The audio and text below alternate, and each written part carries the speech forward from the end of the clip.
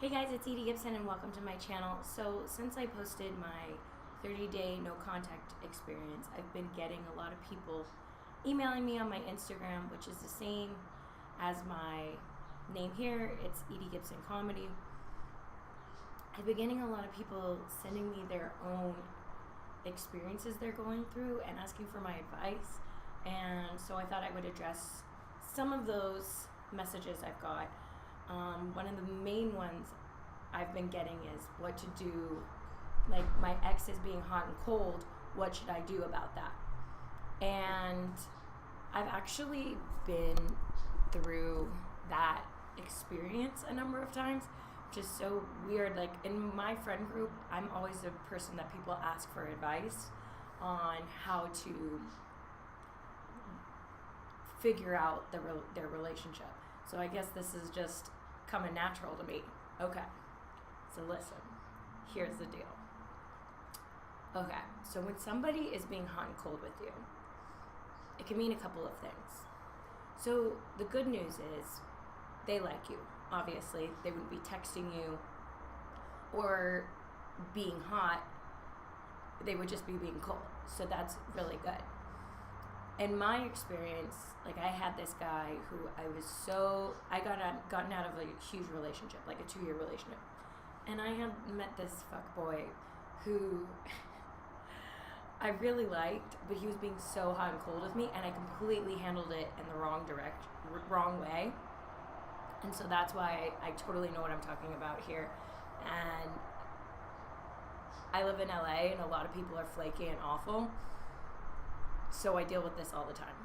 They like you, but there's some issue with them that they are not able to fully commit to you. This could be there's another girl or guy, sorry, male viewers. This could be there's another girl or a guy. They're like not wanting to put all their eggs in one basket. Like sometimes your ex will break up with you because they want to fuck around, and then they still love you, so they'll text you just to get that little confirmation that you're still available to them. Okay, there's also a situation like maybe your ex, there was something you did that wasn't working, so they still love you, but they don't want to just go back to the way things were, but they still want to know that you are there. So a lot of this is going to have to do with you providing them with a response that makes them know, like, oh yeah, I'm still here, I'm still your doormat, like whenever you're ready. And one of the girls who emailed me, that was like one of her fatal mistakes, where I was like, girl, sister, no dude. She was like, well, just let me know when you're ready to talk. Why would he not go and fuck other girls? That's how guys are. Or like, why wouldn't he just go live his life? You just gave him permission that you're gonna still be here when he's done doing whatever he's doing. Which, why should you be? You are a person of value. You can get, and especially if you're a girl, you can sleep with whoever you want. You are a commodity, even if you're a guy.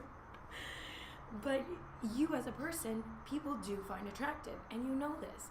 You know this, obviously, because you were just dating somebody. So people do find you attractive.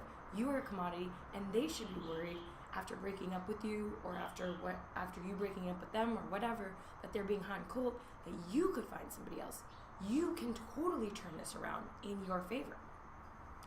Okay, so like those are two situations. So mostly this person is still trying to keep you on the line and have the comfort of knowing that they can come back to you. And every time you answer them, answer when they're hot, they're going to turn cold because they've got that confirmation. So what you need to do is go and live your fucking life. Go live your life. Go do something you've always wanted to do. I'm always talking about you can better yourself at this time. And while you're bettering yourself, they're probably on your Instagram or Facebook or whatever. They're going to see you bettering yourself.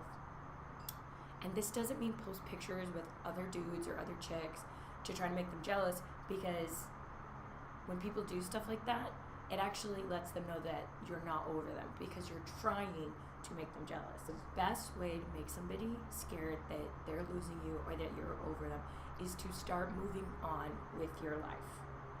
So for me, I started taking piano lessons, and this guy would still be texting me hot and cold, right? But I stopped giving him the confirmation that he could have me back, which is like, if he texts me, hi, I don't text back to hi. You wanted space, whatever, you get space. And when you say you want to talk like about getting back together, you know I didn't want to break up. So when you want to talk about getting back together, then we'll talk. I'm not going to feed you attention so that you feel better, because you're winning in those moments that they're texting you. The moments that they're texting you, hi, or how are you, or whatever, they're thinking of you, and they're starting to get worried that they don't have you anymore. Those are the moments that you are making them feel like the ground is shifting, like you're gaining power, you're moving away from them. They're getting worried. So that's the time to not give in. But people always give in because they're like, oh, we're going to get back together. No, they're just looking to make sure they still have you. So you don't respond to that kind of stuff. You need to set an amount of time so you are not going to talk to them no matter what. And for most people, it is 30 days seems to work the best. For me, I only had to do it for with that one guy, I had to do it for 2 weeks before he was like, okay, can we talk? And then I said yes, and then everything ended up going better. But when they do that to you, they have all the power in the relationship. And so the only way to take back some of that is to show them, like, I'm going on with my life, I'm living my life. And then when they seek that little confirmation, like, oh, I haven't heard from her, or I don't know if I still have the power, I better text her and make sure I still do. You don't give it to them. And you stick to your plan of however many days you promised yourself you would not contact them. And then you can just show up 30 days later and be like, hey, what's up? And then you have the power again, you know? All right, well, thank you so much for your emails and everything, and I really appreciate you guys commenting and sharing your stories with me. You can find me on Instagram at Edie Gibson Comedy. I mostly do stand-up. This is so random that I started doing this. But it makes sense because with all my friends, everyone's like, Edie, what do I do? So thank you so much for that. And I don't know, good luck in your relationships, guys.